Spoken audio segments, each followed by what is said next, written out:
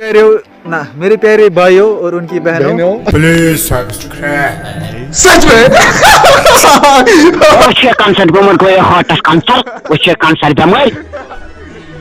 अस्सलाम वालेकुम मेरे प्यारे भाइयों और बहनों, मैं आपके सामने कुछ इंट्रोड्यूस कराना चाहता हूँ। पहला सबसे बड़ा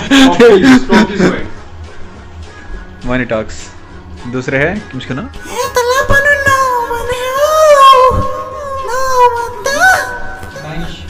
दानिश अली जान, और तीसरे है हमारे टाकुस भाई, चौथे है हमारे ये महमूद पाप, पांचवे है हमारे इद्रीस